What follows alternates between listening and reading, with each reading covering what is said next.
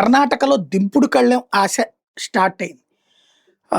సిద్ధరామయ్యని దించేయాలని DK శివకుమార్‌ని ముఖ్యమంత్రిని కానివ్వకూడదని సిద్ధరామయ్య. ఇప్పుడు RSS మీద బ్యాను ఇట్లాంటి కథలన్నీ బిగిన్ చేసిన కారణం అదే.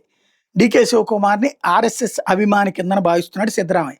అతన్ని అధిష్టానం దగ్గర ఆ రూట్‌లో పాపులర్ చేస్తే అప్పుడు అతనికి ఇవ్వరు అన్నటువంటిది సిద్ధరామయ్య ఉద్దేశం. అందుకనినే ఇక్కడ మల్లికార్జున్ ఖర్గే కొడుకుని తాను అస్త్రంగా వాడుకున్నాడు. మల్లికార్జున్ ఖర్గే కొడుకు ప్రియాంక్ ఖర్గే కూడా దీన్ని అవకాశంగా మలుచుకునేందుకు మల్లికార్జున్ ఖర్గే గేమ్ నడుపుతున్నాడు. మల్లికార్జున్ ఖర్గే రేపో మాపో నేను ఏఐసీసీ వద్దంటున్నాడు. అతను ఉండాలంటే తన కొడుకుని సీఎం చేయాలనేటటువంటి షరతు, లేదా నేను దిగిపోతాను నా కొడుకుని సీఎం చేయండి అనేటటువంటి రూటు అక్కడ ప్రెషర్ పెడుతున్నాడు. ఎందుకంటే ఇద్దరు కొట్టుకుంటుంటే మూడో వాళ్ళకి ఇస్తారు.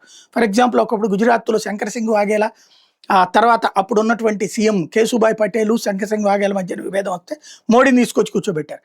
కాంగ్రెస్ కూడా అట్లాగే ఇప్పుడు ఉత్తమ్ కుమార్ రెడ్డికి ఇతర జగ్గారెడ్డి వీళ్ళందరికీ పడనప్పుడు తీసుకొచ్చి రేవంత్ను పెట్టుకున్నట్టుగా ఇక్కడ అట్లాంటి సీనే నడిచేటటువంటి ప్రయత్నం. అందుకనినే మొన్న ఈ మధ్య డీకే శివకుమార్ మల్లికార్జున్ ఖర్గేని కలవడానికి వెళ్తే నువ్వు కోరుకున్నది జరుగుతుంది, కూల్గా ఉండు అని చెప్పాడట. అందుకని ఇప్పుడు ఆర్ఎస్ఎస్ మీద సిద్ధరామయ్య వీళ్ళందరూ వ్యాఖ్యలు చేస్తున్నా డీకే శివకుమార్ సైలెంట్గా ఉంటున్నాడు. ఈ స్టేట్మెంట్ ప్రియాంక్ ఖర్గే ఎందుకు తీసుకుంటున్నాడంటే అప్పుడు డీకే శివకుమార్ తనకు వెన్నుపోటు పడడానికి ప్రయత్నం జరుగుతుందని గ్రహించాడు. ఇప్పుడు సిద్ధరామయ్య అధిష్టానం దగ్గర గ్రిప్ కోసం ఆర్ఎస్ఎస్ని టార్గెట్ చేస్తున్నాడు. దాన్ని మీద ఏమీ మాట్లాడట్లేదు డీకే శివకుమార్. ఆల్రెడీ ఆ మధ్యన సదావత్సలే ఏదైతే ఆర్ఎస్ఎస్ గీతాన్ని అసెంబ్లీలో పాడడం ద్వారా ఆర్ఎస్ఎస్ని ప్రమోట్ చేసినాడు డీకే శివకుమార్, అతను ఆర్ఎస్ఎస్ మనిషి అని ప్రచారం చేసే ప్రయత్నం చేస్తున్నాడు. బట్ నాకు 2.5 ఏళ్లకి పదవి మారుస్తానని చెప్పి హామీ ఇచ్చారు కాబట్టి అమలు చేయాలి అన్నటువంటిది డీకే శివకుమార్ వెర్షన్. దాన్ని కంట్రోల్ చేయడానికి ఇద్దరి మధ్యన, ఎందుకంటే ఇతనికి 30 మంది 40 మంది ఎమ్మెల్యేలు ఉన్నారు. ఇతను బయటికి పోతే ప్రభుత్వం పడిపోతుంది.